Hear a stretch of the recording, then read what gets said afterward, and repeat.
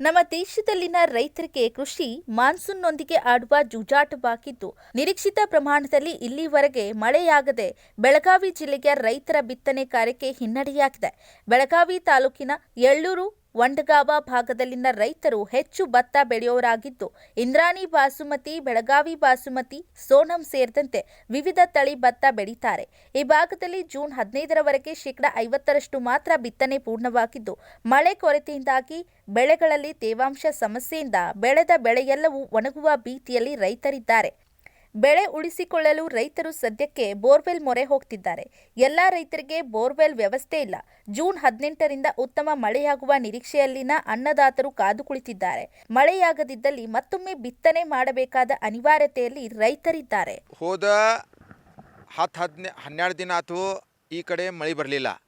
ಮತ್ತು ನಮ್ಮ ಈಗ ಮುಂಗಾರು ಬೆಳೆ ಏನು ಹಾಕಿದ್ದು ಈ ಕಡೆ ಜಾಸ್ತಿ ಬಾಸುಮತಿ ಹಾಗೂ ಇಂದ್ರಾಣಿ ಹಾಗೂ ಇತರ ಭತ್ತ ಇರ್ತಾವೆ. ಅದು ಮಳೆ ಹೋದ್ಮೇಲೆ ನೀವೆಲ್ಲ ಬೆಳೆ ಎಲ್ಲ ಒಣಗಾಕ ಸಾಲ ಹೋಗಿದ್ದಾವೆ. ಇದು ನೋಡ್ರೆ ನಮಗೆ ಗ್ಯಾರಂಟಿ ಹತ್ತೈತಿ 2ನೇ ಬಿತ್ತನೆ ಹತ್ತೋದನ. ಆದ್ರೆ ರೈತರು ಏನು ಮಾಡಬೇಕು ಅದು ತಿಳಿತಿಲ್ಲ. ಯಾಕಂದ್ರೆ ನಮ್ಗೆ ಈಗ ಹೊಲದ ಕಡೆ ಬರಾಕನ ಮನಸ್ಸಾಗವತ್ತ. ಇದು ನೋಡ್ರೆ ಬೆಳೆ ಎಲ್ಲ ಹನಿ ನೋಡ್ರೆ ಬರಾಕ ಮನಸ್ಸಾಗವತ್ತು. ಆದ್ರೆ ಸರ್ಕಾರ ರೈತರ ಕಡೆ ಪ್ರಾಮಾಣಿಕವಾಗಿ ಗಂಭೀರವಾಗಿ ಲಕ್ಷ್ಯ ಕೊಟ್ಟು ರೈತರಿಗೆ ಬದುಕಿಸ್ಬೇಕು ಅಂತ ಸರ್ಕಾರ ನೋಡ್ರಿ. ಸರ್ಕಾರ ಏನು ಮಾಡ್ತೈತಿ, ರೈತ ನಮ್ಮ ಬೆನ್ನೆಲುಬು ಅಂತಾರೆ. ಬೆನ್ನೆಲುಬು ಅಂತೀರಿ ನೀವು. ಬೆನ್ನೆಲುಬು ಮುರಿದ್ರೆ ನೀವು ಏನು ಮಾಡೋರದಿರಿ? ಈಗ ಸರ್ಕಾರ ಈಗ ಎಲ್ಲರಿಗೂ ರೈತರಿಗೆ ತಕ್ಷಣ ಪರಿಹಾರ ನೀಡಿಕಾಶೆ ಅವ್ರಿಗೆ ಬದುಕಿಸ್ಬೇಕು. ಯಾಕಂದ್ರೆ ನೋಡ್ರಿ, ನಮ್ಮ ಭತ್ತ ಯಾವಾಗ ಬೆಳೆ ಬರ್ತಾವ ಅವಾಗ ನೋಡ್ರಿ ಇಂದ್ರಾಯಣಿ ನಾವು 3,000ಲೇ ಭತ್ತ ಕ್ವಿಂಟಲ್ ಕೊಡ್ತೇವೆ. ಈಗ ಈಗ ಇದು ತೊಗೊಳೋದ ಬೀಜ ತೊಗೊಳೋದ್ನಾಗ 80 ರೂಪಾಯಿ ಕಿಲೋ ತೊಗೊಂಡೆವು. ಇದು 80 ರೂಪಾಯಿ ಕಿಲೋ ಅಂದ್ರೆ ಎಷ್ಟು ಟಿಬ್ಬಲ್ ಆಯ್ತು. ಅದ್ರ ಜೊತೆಗೇ ರಾಸಾಯನಿಕ ಗೊಬ್ಬರನೂ ತುಟ್ಟಿ ಆಗೈತಿ. ಆದಮೇಲೆ ರೈತರಿಗೆ ಹೆಂಗೆ ಬದುಕಬೇಕು ಅದರ ಸಲುವಾಗಿ ಸರ್ಕಾರ ಗಂಭೀರವಾಗಿ ಪ್ರಾಮಾಣಿಕವಾಗಿ ಲಕ್ಷ್ಯ ಕೊಟ್ಟು ರೈತರಿಗೆ ಬದುಕಿಸ್ಬೇಕು. ಬೆಳೆ ಸ್ಥಿತಿ ನೋಡ್ರಿ, ಬೆಳೆ ಸ್ಥಿತಿ ಏನಾಗೈತಂದ್ರೆ ಬೆಳೆ ಸ್ಥಿತಿ ಈಗ ಒಣಗಾತ ಚಾಲು ಆಗೈತ್ರಿ. ಮತ್ತು ಇನ್ನೂ 4 ದಿವ್ಸನಾಗ ಇದು ಬಂದಿಲ್ಲ. ಗ್ಯಾರಂಟಿ 2ನೇ ಬಿತ್ತನೆ ಹತ್ತೋದನ. ಮತ್ತನ್ನು ಬಿತ್ತನೆ ಮಾಡೋದನ್ನ ಮಾಡಾಕನ ಹತ್ತೈತಿ ನಮ್ಗೆ. ಮತ್ತು ಮಾಡ್ಬೇಕನ್ನ ಹೋದ ವರ್ಷ ನೋಡ್ರಿ ಸಾಧಾರಣವಾಗಿದೆ, ಒಂದು 50% ಸಿಕ್ಕೈತಿ ರೈತರಿಗೆ, ಇಲ್ಲ ಅನ್ನಂಗಿಲ್ಲ, ಸಿಕ್ಕೈತಿ.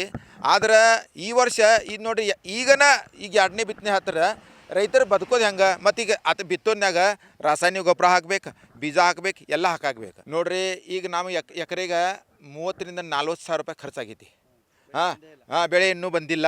ಇನ್ನು ಮೇಲೆ 2 ಇಂಚನೂ ಬಂದಿಲ್ಲ ರೀ. 2 ಇಂಚು ಬಂದಿಲ್ಲ ಅಂದ್ರೆ ಮಾಡೋದೇನು ನಾವು? ಏನು ನೋಡ್ರಿ, ಹವಾಮಾನ ವರದಿ ಏನು ಹೇಳತ್ತಾರು, 18 ತಾರೀಕು ಮುಂದೆ ಹೇಳತ್ತಾರೆ. ಆದ್ರೆ ನಮಗೇನು ಗ್ಯಾರಂಟಿ 10 ಆತ. ಯಾಕಂದ್ರೆ ಇನ್ನೂ 4 ದಿನ ಹೋದ್ರೆ ಈ ಬೆಳೆ ಗ್ಯಾರಂಟಿ ಬಾಧನ ಆಗೋದು. ಎಲ್ಲ ಬಿತ್ತಿದ್ದಾರೆ, 95% ಎಲ್ಲ ಬಿತ್ತಾದ್ರೆ ಒಂದು 5% ನಾಟಿ ಹಚ್ಚೋರು ಇರ್ತಾರೋ. ನಾಟಿ ಹಚ್ಚೋದನ್ನು ಈಗ ಭತ್ತ ಹಾಕಿದಾರೆ, ನಾಟಿ ಹಚ್ಚೋದನ್ನು ಅದು ಕೈಲೇ ಈಗ ನೀರು ಹಾಕ್ಯಾಸ ಕೊಡದ್ಲಿ ನೀರು ಹಾಕ್ಯಾಸೆ ನಾಟಿ ದ್ವಾರ್ದು ಮಾಡತ್ತಾರೆ. ಈಗ ನೋಡ್ರಿ, ನಮ್ದು ಬೆಳೆ ನಾವು ಭತ್ತ ಹಾಕಿದೆವು, ಮಳೆ ಇಲ್ಲ ಎಲ್ಲ. ಈಗ ಹತ್ತರ ಸಲುವಾಗಿ ನಮ್ಮೆಲ್ಲ ಭತ್ತ ಒಣಗಾಕತ್ತಾರ. ಸರ್ಕಾರ ನಮ್ಗೆ ಖತ ಕೊಡುವಾರ, ಎಲ್ಲ ತುಟಿಲೇ ಮಾಡಕತ್ತಾರ. ನಮ್ಗೆ ಖತ ಕೊಡುವಾರ, ಖತ ಅದು ಸ್ವಸ್ಥ ಮಾಡಿಕೊಡ್ಬೇಕು. ಎಲ್ಲ ಭೂಮಿ ಎಲ್ಲ ಯಾರು ಎಕರೆ ಎಲ್ಲ ಖಲಾಸ ಮಾಡ್ತೀವಿ. ನಾವು 6 ಎಕರೆ ಬಿತ್ತಿದ್ದೆವು. ಒಣಗಾಕತೈತಿ, ಒಣಗಿ ಅದು ಭತ್ತ ನಾಟಿದ್ದು ಒಣಗಾಕತೈತಿ. ಮತ್ತು ಬಾಕಿದ ನಾಟುವತ್ತು ಇಂದ್ರಾಯಣಿ ಬಾಸುಮತಿ ಹೆಂಗೆ ಅದೇ ಆ ಕಡೆ ಇದೇ ಆ ಕಡೆ ಯಾವುದೇ ಸಾಮೇನೆ 6 ತಿಂಗಳು ಹಾಳಾದ್ರೆ ಹಸಿನೇ ಇಲ್ಲ ಭೂಮಿಯಾಗ. ಮಳೆ ಆದ್ರೆ ನಾವು ಬದುಕೋದು ಇಲ್ಲ. ನಾವು ಏನು ಮಾಡಬೇಕಾದ ತಿಳುವತ್ತೀಗ.